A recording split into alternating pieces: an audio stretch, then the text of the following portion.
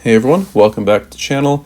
Today we are analyzing Sauce's new personal best of 18 minutes and 22 seconds. This beats his former personal best by 1 minute and 21 seconds after 1 full year. Congratulations. So, you see spawning in here, Sauce is at pretty much 0-0.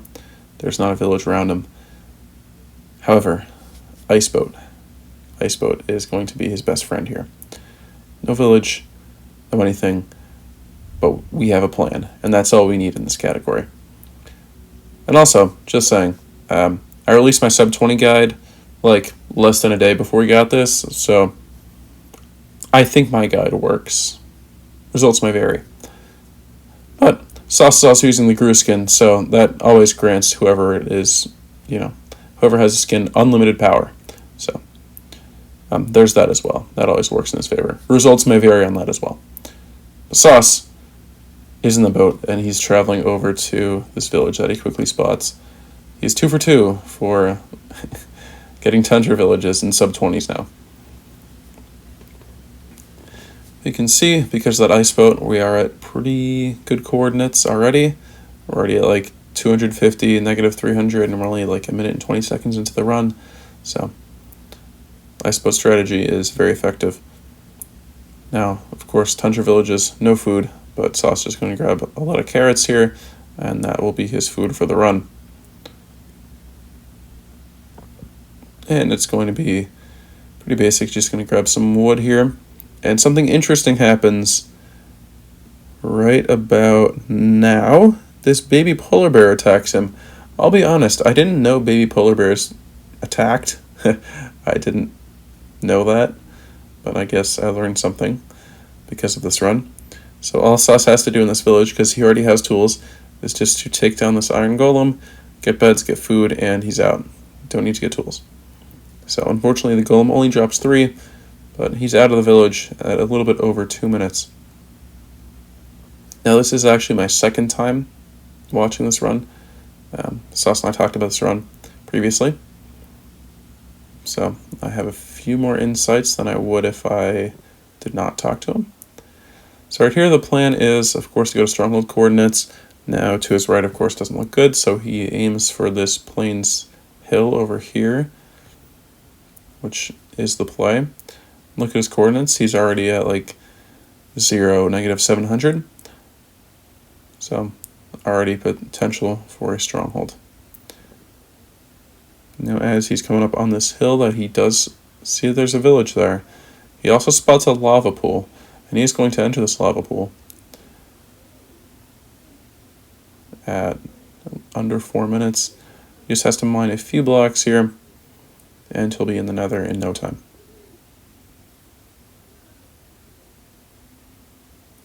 Now, I find this run, and the story behind this run, very similar to my own story behind my 1637, where you kind of run this category on and off for, over a year, and then you come back to it and you get a good time that you're happy with. So that was another touching moment of this whole run, and hearing Sauce talk about it. But we're in the nether now.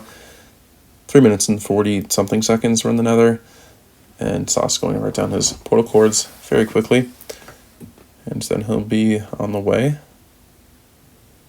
to whatever structure comes his way. And pretty much right off the bat, he spots this bastion. He doesn't know what type it is, and we will find out its housing very shortly. But no warped off spawn, no fortress off spawn. He's going to look into some other quadrants, because this bastion is in negative, the furthest away from 0-0. So he's going to get some wood here, and the plan is to go over to that bastion that Sauce has correctly analyzed is housing at this point.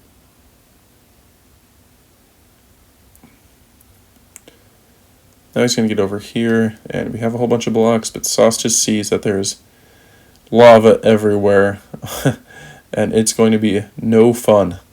So he makes the play to turn around and go for a different quadrant, because there's 3 other quadrants available.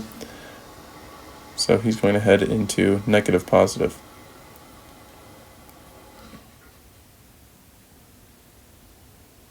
And again, no warped. We're over 5 minutes in now. But again, this is 18 minutes.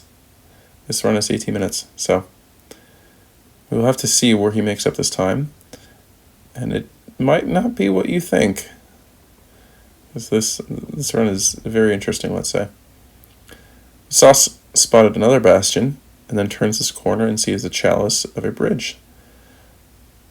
Now he still needs iron, of course. He does not have an iron pickaxe, so he can't mine the gold blocks, so he can't do the bridge route. And unfortunately, this thing happens with bridge, where if you anger piglins, usually while just trying to get the gold, or by trying to get the iron, and you're like on one of the ramparts there, it's not going to be very fun. The piglins that are on the bridge that you usually trade with like to gather up and push each other off. So then all of them perish, and there's no more pigs to trade with. And then right as he gets on top, there's this piglin here that gets angry at him that alerts the entire bastion of his presence. So not looking too good. Not looking too good for the trading. But he opens his chest here, instantly diamond pickaxe, gold block, and some crying obsidian. So now this diamond pickaxe also has, I believe, efficiency 3 and unbreaking 3. This language is Japanese. Now Sauce cannot speak Japanese, but he chooses this language because of loading screens. For whatever reason, if you change your language to Japanese, it switches the loading screen to the older loading screen that simply loads faster. So it's an interesting technique. He throws a snowball here because he's a little excited. I would do the same in this position. But he now has 17 gold blocks, and he's kind of getting beaten up a little bit by this Hoglin here. But he's going to go try to find some piglins to trade with. Now, because the bastion was alerted of his presence, it's going to be very hard, and you can see there's no piglins readily available here. But we have 2 that are trapped. So Sauce can simply free them and begin trading with the 2 of them.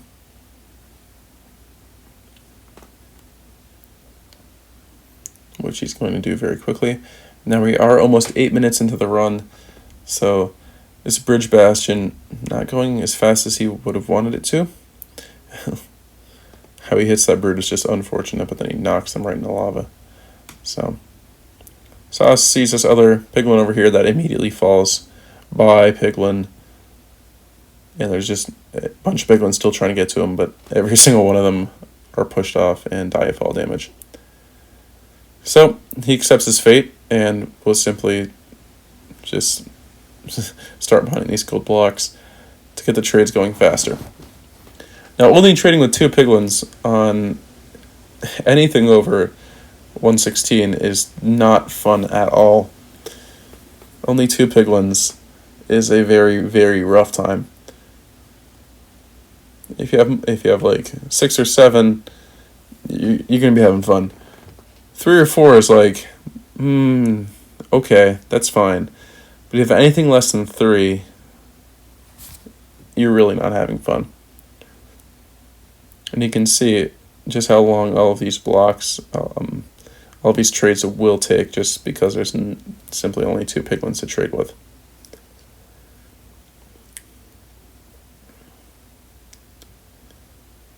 And you can see we still have no pearl trades. It's over 9 minutes into the run now. And okay, we did have a pearl trade. That was our second pearl trade. And there's our third pearl trade. Just going to check, and he only has 9 pearls so far. He needs a few more to exit the bastion. He has everything else. I'm going to pick up these last pearls, see that he has 12. And he's going to try to get some more pearls before he leaves.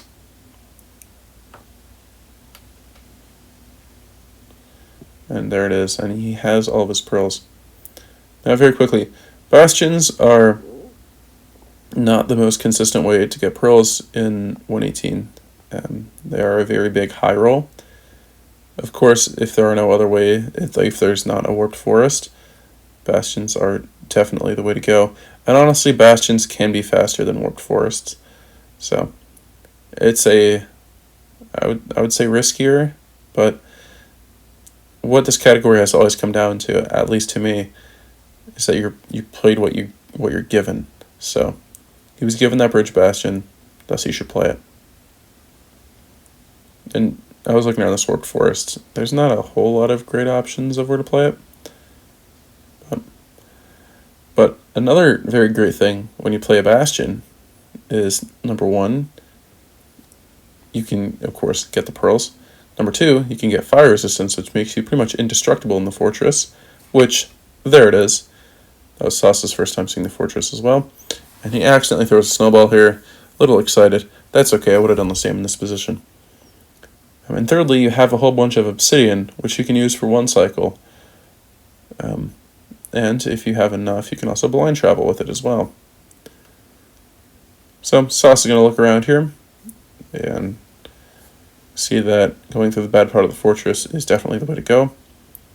Now we are 11 minutes into the run now, and because he's a Bowler Guy subscriber, he instantly finds the way to go. He's very cool. And he's going to get his first Blaze Rod here at 11 minutes and 30 seconds. Now he just has to locate the spawner, which he sees right up here.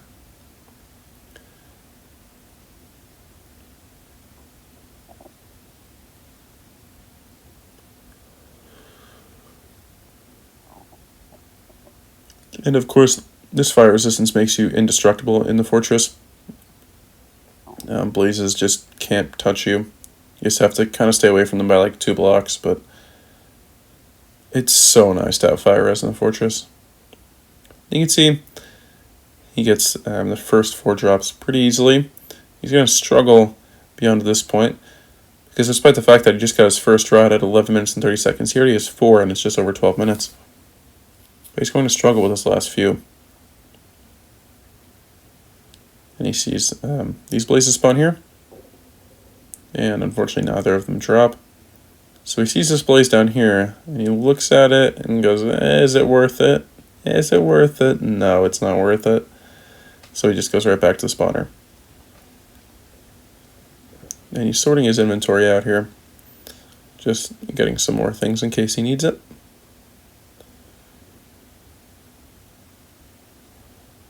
And he gets his 5th rod here. And do you see what he just grabbed? He just grabbed fire charges. Which means we are going to see a blind travel. Which is interesting, because when he entered the Nether, he was right next to a potential stronghold village.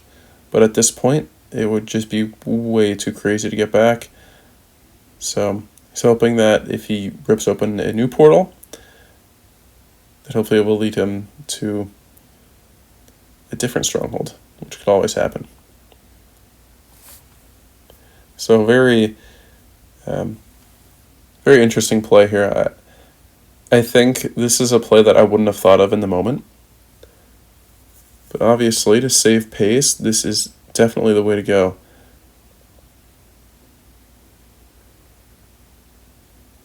So he's just going to break a few blocks here, and he's going to get up to a very high wide level, so that he could avoid getting caved in, or like put in like a Y -30 cave, so he'd have to break like 100 blocks just to escape.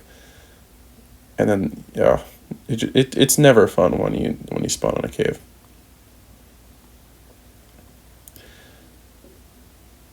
So again, you might be wondering, okay, so he's blinding here. It's going to be a sub 15 blind, but how does he finish this run in less than 4 minutes now? How does he do it? Well, the answer lies on the other side of this portal. And he's going to eat some carrots as he goes through. And I mean, look at those coordinates. Beautiful coordinates. Look at the biome he's in. Just look all around at the trees. It's a taiga. So, very good chance that there is a stronghold close by. So he picks up the bed, throws an eye. It breaks, unfortunately, but it goes in the best direction it possibly could. Well, okay, I guess at least on the z coordinate. Maybe not on the x coordinate. On the x coordinate, if it actually went negative, it probably would have been better. But having the z coordinate go up when you're already at 950 is very good. And of course, this is also iceboatable, so you will see the second use of iceboat here.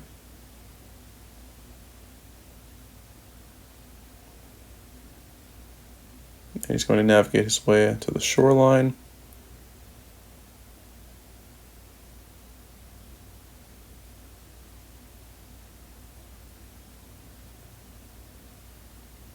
And we're just approaching the 16-minute mark here. And as he looks up, he sees the village right there. And you guessed it, it's Stronghold Village. So all of a sudden, from a 14:35 blind, we have a Stronghold Village, and he's going to be digging down about 16 minutes and 30 seconds. So that is where he makes up all this time. He made up all this time with one good blind, and that's all it takes. And luckily, Efficiency 3 and Breaking 3 Iron Diamond Pickaxe is able just to go right through all of his stone, and he's instantly in the Stronghold. 16 minutes, 30-something seconds, and he instantly finds the portal room as well. And he's going to use some obsidian here to block off the water. And he needs a 1-eye, and he gets a 1-eye. He's saved. So he will be in the end at just over 17 minutes. And all it comes down to is the 1 cycle. And he's in a box, unfortunately, so he has to dig up. He has snowballs here, so he could have, okay, I guess he could have thrown an ender pearl here to the center of the island, but the dragon just unperched, so that wouldn't have been that helpful. But we do have obsidian here. The recommended cycle is Dank Cycle because it is 100% effective and it does not require any lava. However, Sauce opts to use Predledge Cycle here, which is 66% effective, but it doesn't require like the dragon to turn or anything. But unfortunately, either that third battle was too fast, or because Predledge Cycle is only 66% effective, meaning it only kills the dragon 2/3 of the time, it unperches, and luckily the dragon returns, and Sauce is able to finish the run with a final time of 18 minutes and 22 seconds. That was a crazy run. Congratulations, Sauce and Steve. And thank you all for watching. See you all in the next video. Bye-bye.